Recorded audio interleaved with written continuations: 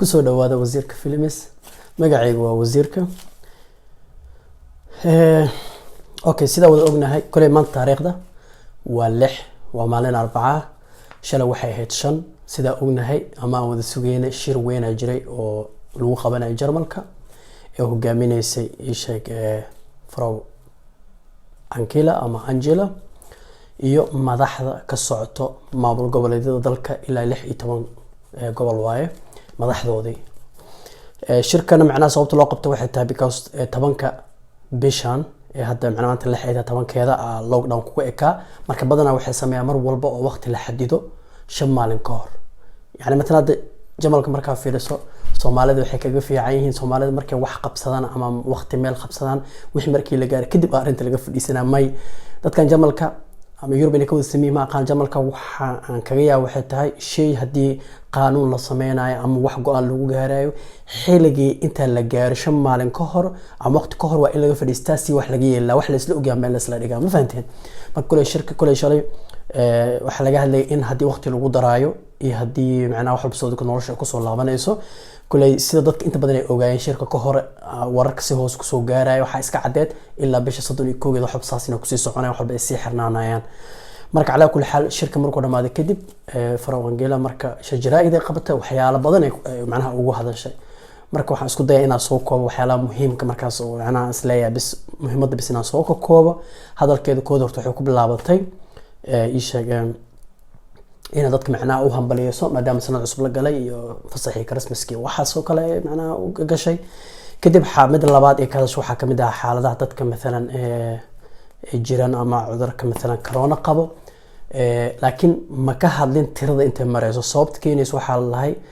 sababta keenayso waxa way ugu hadlaysa tirada maalmahan fasaxa lagu jiray dadkii macnaha Christmas soo galay iyo waxaas iyo marka kulay holiday waa marka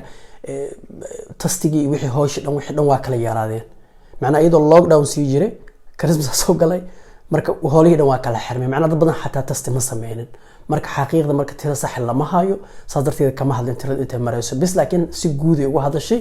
sidoo kale waxay ka hadashay xitaa viruska cusub oo sana corona kulay la mid oo laakiin oo corona oo hadda ka dilaacay Ingiriiska ayadoo macnaha murugo aad ugu weyn macnaha ka muujisay oo walaac because ayadoo dhibaato lagu jira dhibaato kale imaaday marka wila midka cusub waa laga deeriyay yani waa ka dareen lagu leeyahay corona waa ka dareen laakiin aad isku wado waay laakiin balaayo kale waa sana ma fahanteen marka Ingiriisku ka dilaacaysa ognahay Jamalka intoona soo gaarin dadka Ingiriiska joogaya baxay macnaha dalal ay u dhoofeen Faransa aad Ingiriiska soo tagay virusku la aaday Italy way aadeen Holland ma aqaan Denmark kadib Jarmalka dadkii diyaarada meesha ka soo baxay cudurka keenay ma fahanteen midkan viruska cusub waay viruska cusub marka idana ka walsaneed iyo xaalad guud waxay ka hadashay ii sheegay corona iyo waxaas iyo ka hadashay marka mid saddexaad ee xigtaa waxay ahayd ka hadashay marka go'aan in ay ku wada gaareen ayada iyo madaxda gobolada oo dhan in wax walba oo xirnaa jiray ee hore u xirnaa inay xirnaan doonaan ilaa laga gaaro 31 bishan hadda socoto waxa soo ku soconay macnaha hadii gym tahay hadii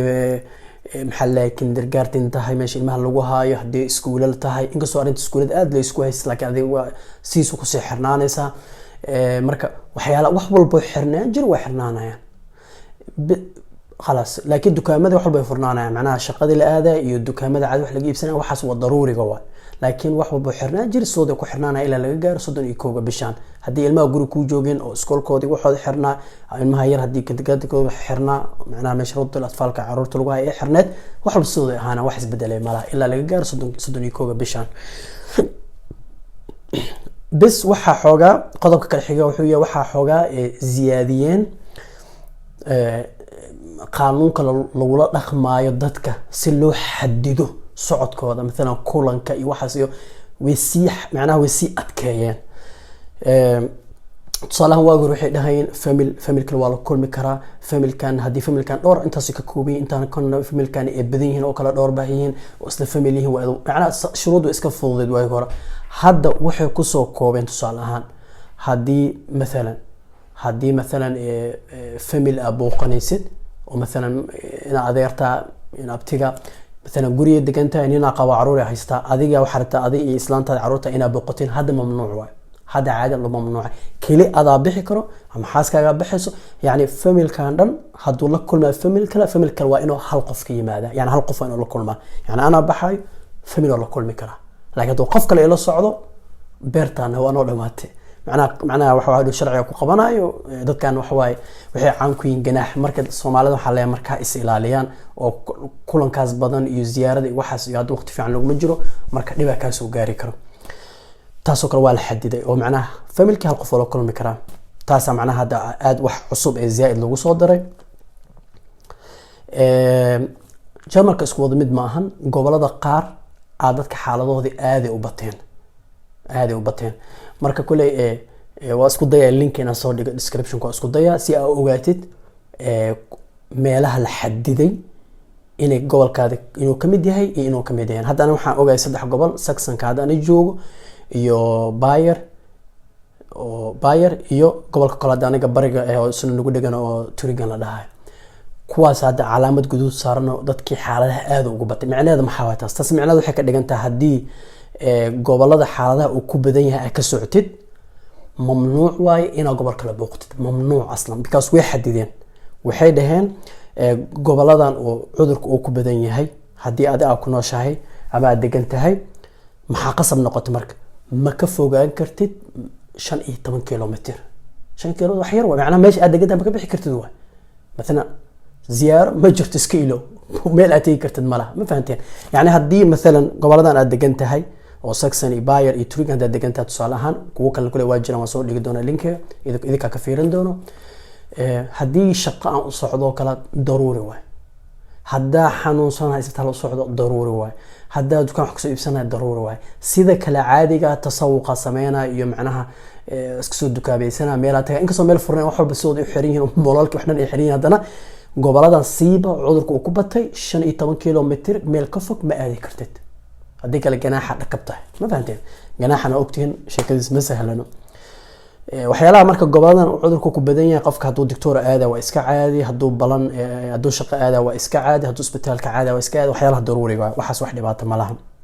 laakiin dada soo booqana iyo soo dukaameysana iyo meel kale iska aadayo maxaa problem keenaysa mushkilad weyn keenaysa marka qofku waxa lagu la talnaa marka goboladan cudurku ku batay qofka inuu gurigiisa iska joogo sida anaga sameeynayna hadda sidoo kale waxay ka hadashay kulay garoomada oo diyaaradaha way shaqeynayaan way furiin lama xiran sooday u shaqeynayaan waa sii furnaanayaan safarkan kali waxa la ogolaadaa safaraysid wax daruuri ah hadda waqti fiican ma horna u sheegay fiidiyoyada hore marka inta waqtigan lagu wada jiro qofka inuu iska baxo meel aad waa laga fiican qofka inuu iska jooga fiican waa shuruudad kaanas maxaa u socotaa inta u socotaa waa lagu baaraa soo laabanaysa waa lagu baaraa 15 maalin meel fadhi dawladaha qaar hadda Norway xataa waxa maqlay xataa marka meel kale kiimaanaysa soo galayso warqad cadeen inaa wadtid warqad cadeen marka wadtid oo cadeynaysa inaan virus ka qabin corona hadan hotel lagu soo dejinaa lacagtada aska sii bixinayo muddo ku jiraysa qarashad badan ku galay marka waa qofka inuu iska joogo fiican kule waa idin shay iskuuladan way ka hadashay kule waa si xirnaanayaan iyo meesha ilmaha lagu hayo ilaa 31 bisha ilmaha guriga ku joogeen hore u joogeen sooday u joogayaan marka maadaama laga dhigay 31 bisha walba si xirnaanayaan marka ma sugayaan 31 ma sugayaan bishan 25 markii la gaaro balanta xilliga walba ay ku ekaayeen 5 maalin ka hor hadana way wada kulmayaan madaxda gobolada dhan iyo Faroangela way wada kulmayaan si wax laga yeelo xaaladda la qiimeena taasna waa jirtaa in la socotina fiican marka arki doona wax ka soo bax marka soo go'aan gaarno arki doona wax yaali ku soo zaa'ido 25 bishan waa idin soo socodsiin doona jaamacadda way ka duwan tahay iskuulada way ka duwan yihiin dadka jaamacadaha dhigto ama jaamacadda wax ka dhigto wax ka barto badana online ka wax ku bartaan marka online kooda wuxuu ugu soconaa hadii mesela wax daruuri jiro oo qofka shay practicum u baahan yahay daruuri timaado qofka jaamacadda uu tagi kara oo yani haduu professor la kulma ama qof la kulma wax sameeyaan waa daruuri waa caadi laakiin ay dadka online kooda ku sii baranayaan oo meelahood gurigooda iska sii joogayaan